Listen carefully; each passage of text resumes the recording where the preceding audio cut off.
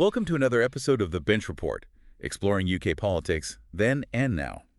As always, do read through the episode notes as a helpful guide to today's discussion. Sounds good. Today, we're diving into a recent discussion in Parliament Mm-hmm. concerning the crucial topic of special educational needs and disabilities funding, or SEND funding. Yeah, you shared some really interesting material from a debate on this very issue, and I think it's worth unpacking what was said. Yeah, exactly. What challenges are being highlighted? Yeah, And what potential solutions are being considered? absolutely. So our mission today is to extract those key insights for you, making sense of this complex area of UK policy. Sounds good. Let's get started. All right. So something that really stood out to me right off the bat was the opening remarks from the Minister for School Standards, Catherine McKinnell. Okay. She actually referenced that the government, quote, inherited a lose-lose-lose send situation, Oh, wow. end quote. And this is a phrase reportedly used by the previous Conservative government. Interesting. So right from the beginning, it sounds like the current administration is acknowledging that there's a pre-existing and pretty big problem. Exactly. They're not starting from a clean slate. Right. And that context is so important Absolutely. for understanding the scale of the challenge they're facing now. Okay, so they're acknowledging this tough starting point, but what's next? What are they actually going to do about it? Well, the minister went on to outline some of the initial steps that have been taken, specifically in terms of funding. Wow. So they've invested £1 billion in services Wow. and an additional $740 million to create more specialist places. Okay, so that sounds like a significant amount of money being directed into this system. Yeah, it is a substantial investment. Right. It clearly indicates that there's an intention to address some of those immediate pressures. Right.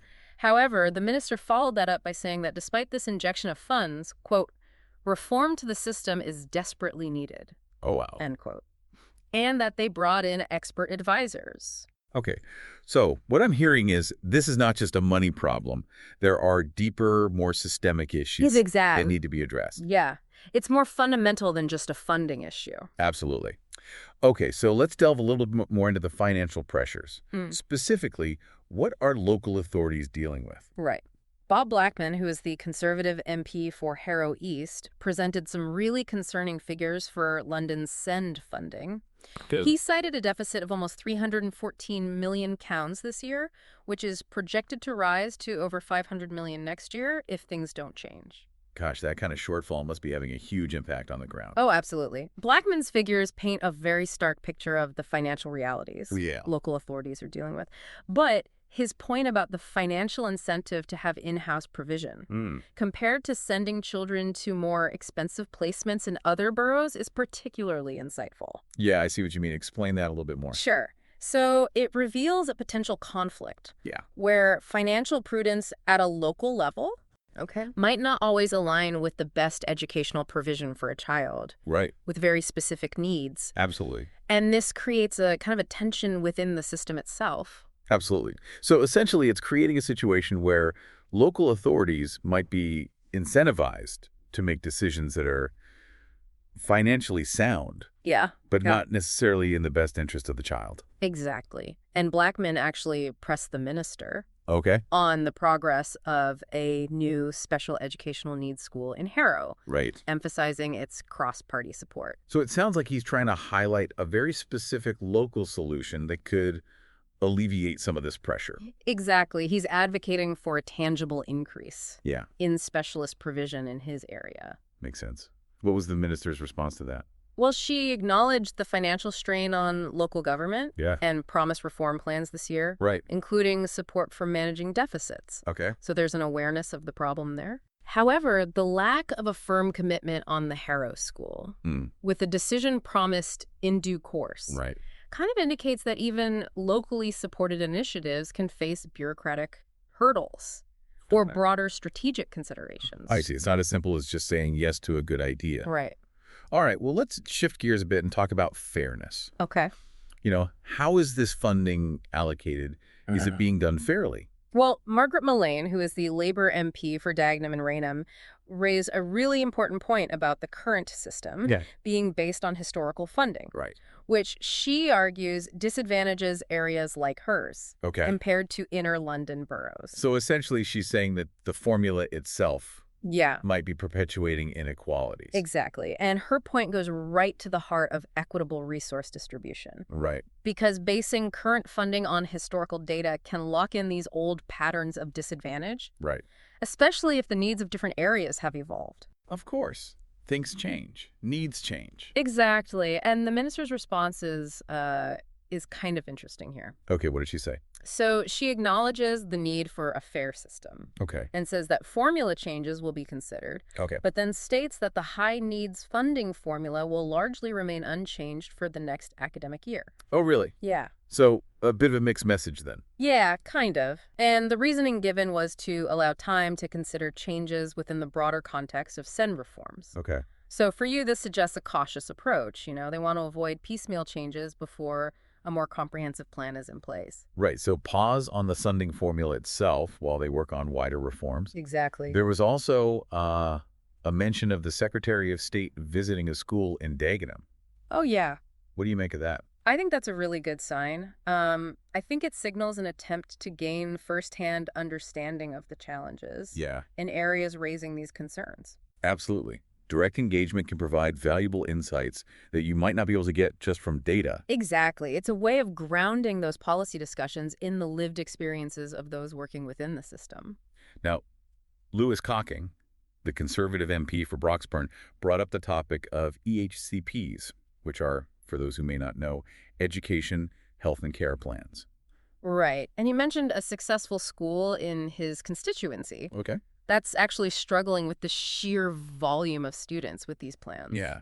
So it highlights that even in what appears to be a positive situation, there can still be these underlying pressures. Exactly. Cocking's point underscores the increasing demand for SEND support.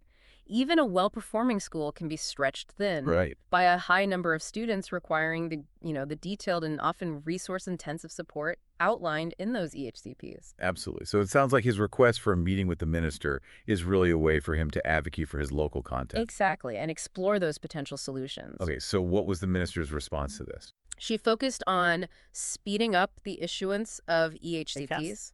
Okay. And ongoing work with local authorities to improve the process. Okay. So this suggests that the efficiency and timeliness of getting these plans in place is a key area of concern and a focus for those improvement efforts. Right, because delays in that process can have a huge impact on the children. Exactly. And their families. It delays access to crucial support services and impacts their educational progress. So addressing those delays is really vital to make sure the system actually works.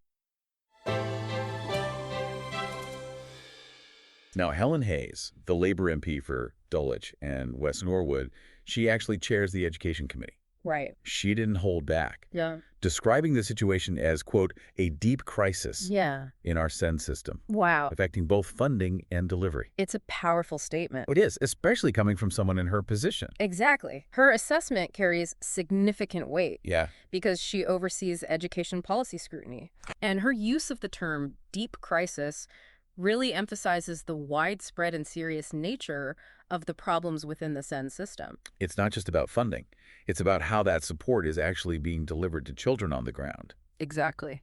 What did you make of her questions about the timeline for reform plans and the need to fully involve parents, professionals, and young people with SEND in shaping those reforms? I think those are crucial questions. Yeah. Because for any changes to be effective Yeah. and truly meet the needs of the community, everyone needs to have a voice. Absolutely. And the minister, in response, again acknowledged the, quote, unprecedented pressures and the system's shortcomings in providing timely and effective education. Okay. So the promise of more details on those reform plans this year and continued consultation offers, a glimmer of hope. It does. But as you said earlier, it's the actual substance of those plans that will be what really matters. Absolutely. Genuine co-creation of these reforms, involving those with lived experience of the SEND system, is paramount to making sure those solutions are practical, sustainable, and ultimately benefit the children who need them most. Absolutely. Now, George Freeman, the conservative MP for Mid-Norfolk, brought in kind of a different perspective, a more rural perspective, saying that SEND provision is the top concern for parents, teachers, and staff in his constituency. Okay. But he also mentioned his past success in securing funding for new schools. Interesting. So he's highlighting that the challenges in SEND provision can actually manifest differently depending on the specific geographical context. Right, yeah. And his focus on those difficulties faced by rural schools Yeah. in accessing specialist support. Right. And his inquiry about a pathfinder for this rural hub-and-spoke model point to those unique logistical and resource issues Yeah. that more geographically isolated schools often encounter. Exactly. And the minister did assure continued work with all partners, including the NHS, to reform the system and ensure that support reaches every community. And the vision that she put forward was for a more inclusive mainstream system, utilizing specialists. So it sounds like a longer-term strategy. It does. This hub-and-spoke idea for rural areas seems like a really interesting approach. Yeah, it's potentially innovative. Yeah. And it could overcome some of those geographical barriers. Absolutely. But would it be effective? Well, it does offer a potential way to pool resources and expertise across those smaller rural schools. However, the success of this kind of model would really depend on effective coordination and sufficient funding. Oh, of course, yeah. To make sure that those hubs and the spokes that they serve are adequately resourced. Exactly. And this ambition for a more inclusive mainstream system is a great goal. Absolutely. But it will require significant investment in training and resources within those mainstream schools to make it a reality. Yeah, to make it work for those children with such a wide range of needs. Yes. Now, Kim Johnson, the Labour MP for Liverpool Riverside, raised a really concerning issue. Yeah. The placement of children with complex learning disabilities and autism in institutions rather than their local communities. And the disproportionate impact this has on Black children. Yeah, and she drew a parallel to the outdated classification of, quote, educationally subnormal. It's really disturbing. It brings up some very serious questions about equity and inclusion. Absolutely. Johnson's intervention is critical here. Yeah. Because it forces a confrontation with the potential for systemic biases and the fundamental right of these children to be included in their communities. That historical comparison is such a powerful reminder of the dangers of labeling and segregating children based on their learning differences. So what needs to happen now? Well, her questions about identifying the number of institutionalized children and reviewing their situations, those are essential first steps. Absolutely. In addressing this issue and ensuring a more inclusive approach.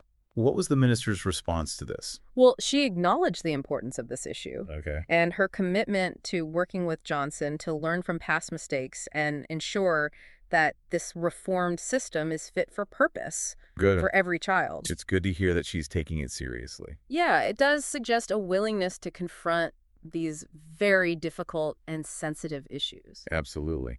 Now, Munira Wilson, the Liberal Democrat MP for Twickenham, focused on a slightly different area, this increasing role of independent special schools and the potential for these really high profit margins. Right. And she highlighted how that lack of state-funded places can drive up costs for those local authorities as they're forced to use these private schools. Right. So local authorities, already strapped for cash, are having to rely on these potentially very expensive independent special schools. Yeah. And some of them are run by private equity firms with reported profit margins exceeding 20%. It's a real concern for the public purse. Absolutely. And she even referenced the Liberal Democrat amendments to the Children's Well-Being in Schools bill that are aimed at capping profits for children's social care providers, including those special schools. It's a specific policy proposal designed to address that problem. Okay, so what was the minister's take on that? Well, she emphasized the importance of the Children's Well-Being in Schools bill for child safety and broader school system reform. She didn't directly address that profit cap proposal. But she did highlight the government's focus on improving inclusivity and expertise within those mainstream schools and ensuring that special schools cater for the most complex needs with that overall aim of restoring parental trust. And she also indicated that the upcoming SEND reforms would address these issues further. So it seems like the minister's suggesting a kind of long-term strategy of building that capacity within the state-funded mainstream system to hopefully reduce the reliance on the independent sector. Yeah, but the immediate issue of that cost control, Right. And the potential for private companies to profit significantly from providing these essential services remains a key area of debate. And scrutiny. Absolutely. So this has been a really fascinating deep dive into this parliamentary discussion on SEND funding. Yeah. And it's clear that the system is facing some really significant and multifaceted challenges. Sure. From historical underfunding to escalating costs, right, to really fundamental questions about how to support children with these diverse needs. Absolutely. And I think the urgency of the situation is clear. Yeah, it's palpable. And while there's apparent cross-party agreement on the need for reform, For sure, the specifics of how to achieve those meaningful and lasting changes are very much still under discussion. Exactly. And it's something you should definitely continue to follow. Yeah, keep your eyes peeled. As these debates evolve and those potential reforms take shape, what I think is particularly interesting for you to consider is that interplay between the immediate financial pressures and the longer-term vision for this more inclusive and effective SEND system. Yeah, I think you're right. How can they manage those short-term deficits in a way that doesn't compromise those long-term goals of better support and outcomes for the children? Exactly. That's the million-dollar question. Absolutely. Well, thank you so much for bringing this to our attention and for breaking it down for us. Of course. It's been a really eye-opening discussion. And for our listeners, if you want to stay informed on these critical issues, please subscribe to The Bench Report. You can also find us on social media at Bench Report UK. All right, everyone. Take care. Take care.